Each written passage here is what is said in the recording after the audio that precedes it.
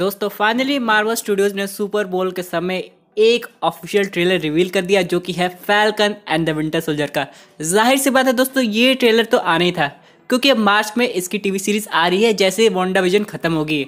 अब यहाँ पे लूकी के ट्रेलर हम लोग को नहीं दिखाई दिया, बाकी ट्रेलर सभी नहीं आए, लेकिन दोस्तों यहाँ पे आज हम लोग सिर्फ इसी का ब्रेकडाउन करेंगे और समझेंगे कि इस टीवी सीरीज में होने के वाला है। दोस्तों कंप्लीट वीडियो को स्टार्ट करने से पहले आप लोग कर दीजिए वीडियो को लाइक और कमेंट करके ये बताइए कि आपका फेवरेट कौन है, बकी की सैम। साथ ही साथ जो लोग मेरे चैनल पर नए आए मेरे चैनल को सब्सक्राइब करके हमारी कॉमिक बुक टॉक्स फैमिली का हिस्सा बनिए। दोस्तों ट्रेलर के स्टार्टिंग में हम लोग फैल्कन और विंटर सोल्जर को एक साथ देखते हैं किसी साइकियाट्रिस्ट के पास। यहाँ पे उससे पूछती कि आखिरकार दिक्कत क्या है, तुम लोग इतना परेशान क्यों हो। हम लोग को एक अगला सीन दिखा देता है। यहाँ पे दोस्तों हम लोग सैम को प्लेन से जंप करते हुए देखते हैं। उसके बाद आता है मार्वल स्टूडियोज का लोगो एकदम एग्जैक्टली वैसे दिख रहा है जैसे falcon and the Winter soldier का लोगो स्टार्ट हुआ। उसके बाद दोस्तों अगला सीन दिखाया जाता है हम लोग को एक शहर का। अब ये शहर देखने से एकदम हांगकांग जैसा लग रहा है जहाँ पे गॉडजिला जाने वाला है। नहीं दोस्तों ये कोई क्रॉसओवर नहीं हो रहा बल्कि एक शहरी की बात हो रही है। लेकिन दोस्तों ये कॉमिक एक्यूरेट शहर भी हो सकता है जिसका नाम मैड्रिपुर है, जहाँ पे एक्चुअली में वुल्वरीन रहता है एक अंडर कवर एजेंट बन के। दोस्तों यहाँ पे इसके पीछे एक और थ्योरी ये भी कि जो सैम है वो एक अंडर कवर एजेंट बन के तो गया है, लेकिन वो अपने आप को वकांडा को बताता है और बकी बांस उसका बॉडीगार्ड बन के गया है। लेकिन हो सकता है टीवी सीरीज में कुछ और तरीके से दिखा जाए, लेकिन अगर ऐसा होता है तो हम लोग को एक वकांडियन रेफरेंस जरूर देखने को मिलेगा। अब दोस्तों अगले सीन में हम लोग देखते हैं जीमो को, जो कि हम लोग को दिखाई दिया था Captain America Civil War movie में। अब ये एक मॉन्यूमेंट के पास खड़ा है। ये जाहिर सी बात है इसका फैमिली मॉन्यूमेंट होगा, यानी कि ये एक तरह से वो एरिया होगा जहाँ पे इसकी फैमिली मारी गई थी सोकोविया इंसिडेंट में जो हुआ था एवेंजर्स एज ऑफ अल्ट्रॉन के टाइम। अब पे जीमो कह रहा है कि मैं कोई भी काम अपना अधूरा नहीं करता, यानी कि वो अपने मिशन पे ही है। बहुत लोग को लग रहा था कि एक सीन में जब फैल्कन एंड विंटर सोल्जर का फर्स्ट लुक देखने को मिला था कि जीमो उन लोग के साथ काम करे, लेकिन दोस्तों यहाँ पे ऐसा नहीं है। अभी भी जीमो को वही पुराना इंटेंशन है कि वो सुपर हीरोज को खत्म करके रहेगा। उसके बाद दोस्तों हम लोग को बैरन जीमो का एक सीन दिखाई देता है जहाँ पे वो अपना कॉमिक एक्यूरेट मार्क्स लिया हुआ है और वो काफी अच्छा लग रहा है। उसके बाद हम लोग एक सीन देखते हैं एक फीमेल कैरेक्टर का। अब ये यहाँ पे कंफर्म नहीं है कौन है, कहा जा रहा है कि रिकी बांस का रोल प्ले कर रही है, लेकिन जो बकी बांस से आगे जाकर रिलेटेड होगी। अब यहाँ पे अगला सीन हम लोग को दिखाई देता है कुछ ऑफिशियल्स का। ये तब का सीन होगा जब जॉन वॉकर इंट्रोड्यूस हो रहा है जो कि आगे जाके नया कैप्टन अमेरिका बनेगा, क्योंकि हम लोग ने कुछ पिछली फोटो से कंफर्म कर दिया है कि कैप्टन अमेरिका तो आने वाले हैं। और यहाँ पे अभी हो सकता है इस टीवी सीरीज में सैम विल्सन नया कैप्टन अमेरिका ना बने, या फिर बनेगा भी तो एंड में बनेगा। उसके बाद दोस्तों हम लोग बकी का एक सीन देखते हैं। अब इसका आउटफिट मुझे वही पुराने बकी की याद दिला रहा है जो कि हम लोग को दिखाई दिया था Captain America Civil War movie में। कैप भी वही है, जैकेट भी वही है। क्या ये कहीं निकला हुआ है? ये भी कोई मिशन पे होगा सीक्रेटली।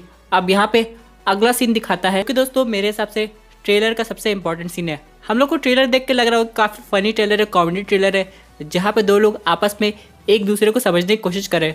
थोड़ा हॉब्स एंड शॉ वाली फीलिंग आ रही है। लेकिन दोस्तों इस सीन को देख के माहौल थोड़ा सीरियस हो जाता है, क्योंकि दोस्तों सैम को देख के ऐसा लग रहा है जैसे वो किसी का फ्यूनरल अटेंड करने के लिए गया हो। आप लोग ड्रेस देखिए, एकदम वही ड्रेस है जैसा कि कैप्टन स्टीव रॉजर्स पहने थे पैगी कार्टर के फ्यूनरल में। अब क्या कैप्टन अमेरिका की डेथ हो चुकी है? क्योंकि दोस्तों अगर हम लोग बात करें स्टीव रॉजर्स के कैरेक्टर की तो उनका केमियो हो सकता है एपिसोड 1 और 2 में, लेकिन बाद में मार्वल उनको आगे कितना ले जाएगा। यानी कि अगर हम लोग को यंग स्टीव रॉजर्स देखना है तो समझ में आता है, लेकिन अब ओल्ड स्टीव रॉजर्स की स्टोरी क्या होगी, क्योंकि उन्होंने अपना मिशन कंप्लीट कर लिया है। उन्होंने थॉर के हैमर उठाया, उन्होंने इन्फिनिटी स्टोन्स रिटर्न किए और पैगी कार्टर के साथ अपनी लाइफ भी जी ली है। इसलिए हो सकता है एंडिंग हो जैसा कि एजेंट कार्टर के साथ हुआ था। एजेंट कार्टर को हम लोग ने देखा था Captain America the first Avenger में, फिर उनकी टीवी सीरीज भी आई थी। यहाँ पे कैप्टन अमेरिका विंटर सोल्जर में वो यंग स्टीव रॉजर्स से मिली थी और सिविल वॉर में उनकी डेथ हो गई थी। कुछ इसी तरह हो रहा है ओल्ड स्टीव रॉजर्स के साथ भी। हाँ मानते हैं ये काफ़ी ज़्यादा दुख देने वाला सीन है, लेकिन हम लोग कर भी कह सकते हैं, क्योंकि अब अगर स्टीव रॉजर्स आएंगे, यानी कि अगर यंग क्रिस इवेंस को हम लोग को देखना है तो वो जाहिर सी बात है किसी ऑल्टरनेट रियलिटी से आएंगे। और दोस्तों ये सब तब होगा जब हम लोग को एवेंजर्स सीक्रेट वॉर जैसी मूवी देखने को मिलेगी, यानी जब वो समय जब मल्टीवर्स कोलाइड हो जाते हैं और अलग डायमेंशन के सुपर हीरो करंट अर्थ में आ जाते हैं, तो हो सकता है उस यूनिवर्स से कोई और स्टीव रॉजर्स आए। वैसे दोस्तों एक और न्यूज़ आ रही है कि कैप्टन अमेरिका की कोई टीवी सीरीज आने वाली है जिसमें हाइड्रा कैप्टन अमेरिका दिखाई देंगे, जो कि हो सकता है इविल भी हो। लेकिन अब मार्वल स्टूडियोज पे काम करेगा कि नहीं ये तो आने वाला वक्त बताएगा। हम लोग देखते हैं सैम को शील्ड को आगे की तरफ थ्रो करते हुए और वही शील्ड बकी बांस कैच कर लेता है। दोस्तों मेरे हिसाब से बकी बांस सैम को समझा रहा है कि शील्ड कैसे यूज किया जाए, क्योंकि उसका उस शील्ड के साथ ज्यादा एक्सपीरियंस है, अच्छे से समझता भी है, क्योंकि उसने वर्ल्ड वॉर में कैप्टन अमेरिका के साथ काम भी किया है विंटर सोल्जर में भी उसने शील्ड को अच्छे से कैच कर लिया था। उसके बाद दोस्तों अगले सीन में हम लोग देखते हैं कुछ लोग को ग्लाइड करते हुए, हो सकता है वो लोग सैम के पीछे पड़े हो, क्योंकि सैम ही ऐसे उड़ सकता है तो बाकी लोग को भी ग्लाइडिंग का यूज करना पड़ रहा होगा। अब यहाँ पे नेक्स्ट सीन आता है, वो एक नाइट क्लब का सीन है जहाँ पे सैम और बकी एजेंट बन के गए हैं। लेकिन दोस्तों यहाँ पे सबसे इंपॉर्टेंट बात यह है कि बकी कुछ लोग से फाइट कर रहा है, और अगर आप लोग ध्यान देंगे सीन में तो उसके पीछे जीमो है, यानी कि हो सकता है इस समय वो बकी को कंट्रोल कर रहा हो, इसलिए बकी उसको देख भी नहीं रहा, बाकी लोग से आराम से फाइट कर रहा है। क्या ऐसा पॉसिबल है? यानी कि बकी के दिमाग पूरी तरह ठीक हुआ है कि नहीं, क्या शूरी ने अपना काम किया है कि नहीं? ये दोस्तों सीन काफ़ी ज़्यादा इंटरेस्टिंग होगा, क्योंकि जीमो बकी पे काफ़ी टाइम से स्टडी कर रहा था, उसे बकी को कंट्रोल करना बहुत अच्छे से आता है। तो देख सकते हैं सैम को करतब करते हुए और बकी प्लेन में बैठ के उससे प्लान पूछ रहा है। अब दोस्तों इस सीन को देख के एक चीज़ तो समझ में आ जाता है कि इनमें टीम वर्क है ही नहीं, यानी कि पहले दूसरे तीसरे एपिसोड में जब भी ये सब आएगा तो ये लोग तब तक सही से काम नहीं कर पाएंगे जब तक ये लोग अपनी टीम ना बना ले, प्लानिंग ना कर ले, ऐसे लोग का नहीं हो पाएगा। तो अगले सीन में शैरन कार्टर की एंट्री होती है, और यहाँ पर दोस्तों ये भी एक तरह की अंडरकवर एजेंट लग रही है, क्योंकि दोस्तों इसने कोई भी एक ऐसा ड्रेस नहीं पहना है जिससे लगे कि शील्ड के लिए काम कर रही है या फिर शॉर्ट के लिए, क्योंकि दोस्तों अब तो शील्ड तो खत्म हो गई है, और यहाँ पे शैरन कार्टर भी हो सकता है ये रूल ना मान रही हो, यानी कि सोकोविया अकॉर्ड्स का, इसलिए बाकी पुलिस भी उसके पीछे पड़ी होगी और वो भी अपना कोई मिशन कर रही होगी।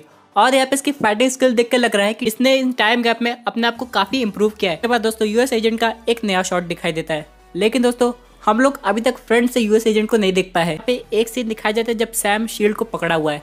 अब क्या ये वो सीन है जब सैम एक वेयर हाउस में जाता है जहाँ पे कैप्टन अमेरिका की शील्ड रखी गई थी, क्योंकि वो यूएस एजेंट को देने वाले हैं, क्योंकि अभी करंटली सैम कैप्टन अमेरिका नहीं है, लेकिन दोस्तों कैप्टन अमेरिका की लेगेसी को मेंटेन करने के लिए वो शील्ड वापस लेके रहेगा।